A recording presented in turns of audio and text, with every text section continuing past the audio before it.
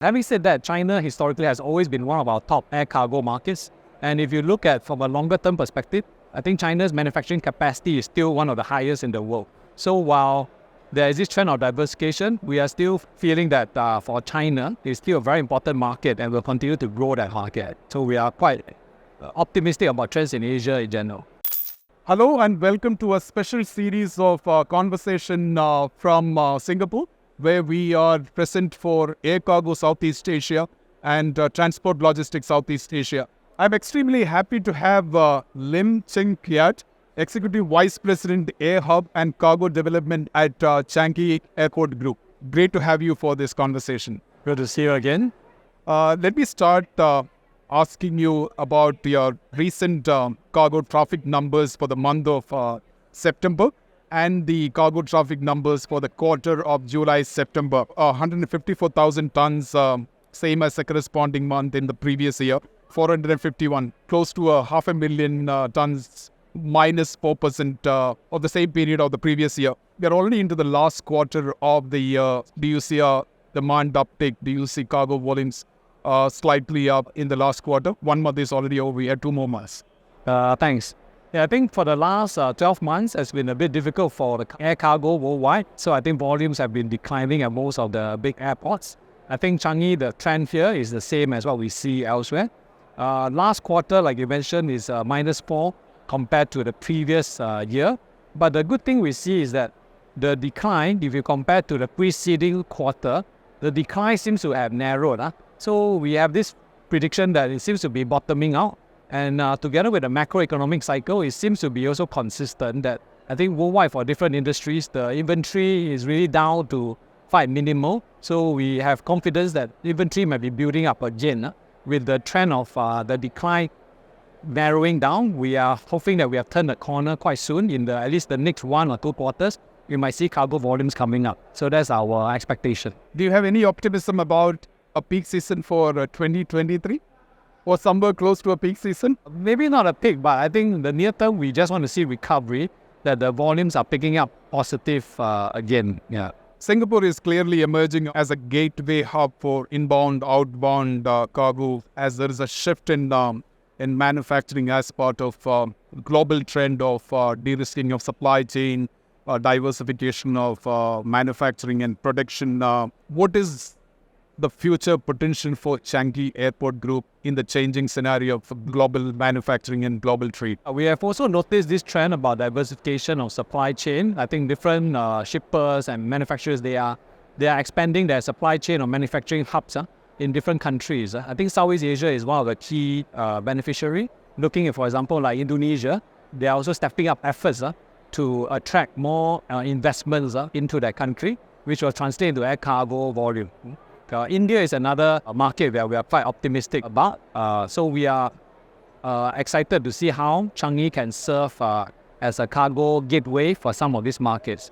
But having said that, China historically has always been one of our top air cargo markets. And if you look at from a longer term perspective, I think China's manufacturing capacity is still one of the highest in the world. So while there is this trend of diversification, we are still feeling that for China, it's still a very important market and will continue to grow that market. So we are quite optimistic about trends in Asia in general.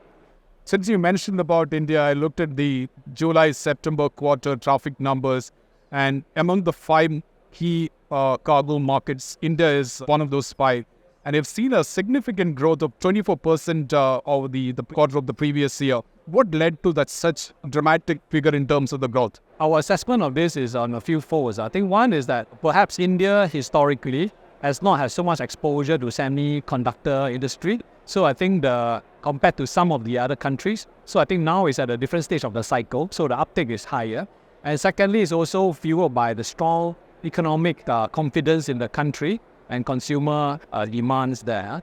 So we reflect, if you monitor the Purchasing Manager Index, the PMI for this moment, you can see India is one of the states where the sentiments are still positive. Indonesia is another one where the PMI is still in the green. So I think these are 2 important markets for us. We'll continue to work hard to see how to get more cargo and supply coming in from India. There's also a lot of focus on domestic manufacturing within Singapore and then, of course, in your neighborhood in Malaysia. both in terms of high-value commodities, whether it is semiconductor, high-tech, pharmaceutical products. How do you think these are some of those products that would become export cargo that moves through Changi Airport? These are key components, key verticals for our air cargo traffic. So over the years, we have been developing our air cargo competencies along these lines, especially for pharmaceutical and semiconductor. So, of course, these different verticals, they go through different business cycles. But I think we are also very encouraged by the last few years. There's been a lot of net positive FDI into Singapore, inbound foreign direct investments for pharmaceutical and for semiconductor. So we are optimistic that this trend will continue in the next few years. And definitely we are at Changi here with our partners. We continue to build the expertise to serve these sectors. Like, for example, cold chain expertise. I think those are areas we are interested to invest in. In fact, you have a brand new terminal that is going to be built by 2030. The Terminal 5 will be much bigger than all the other terminals put together. Cargo is a significant component to the infrastructure development within the Changi Airport Group. What are some of the plans for the future growth potential for Changi Airport Group on the cargo side? Yeah, for the Changi Airport Airfreight Center right now that we have, the capacity we estimate it to be about 3 million tons per year. With the new development for the Changi East Industrial Zone, at the end state when it's completed, the combined capacity will be 5.4 million tons. So I think we have the capacity ready to serve the demand coming in. Then the second part is we have to continue making sure that on the air network side, there continues to be growth to support this.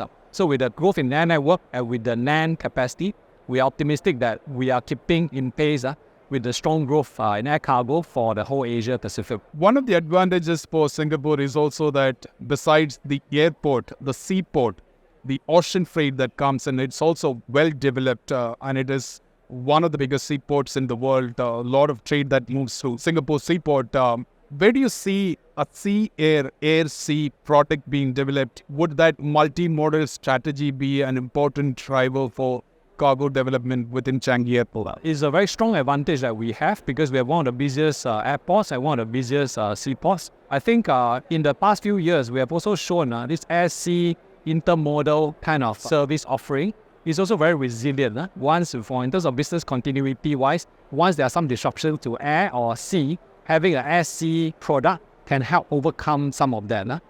We are in close dialogue with PSA, the port operator, always to think of how to improve our product in terms of air-sea. So moving forward, I think we're still at the early days. Moving forward, I think we have a lot more room to grow in this aspect. It's been a pleasure talking to you. Thank you so much for your time. Thank you very much.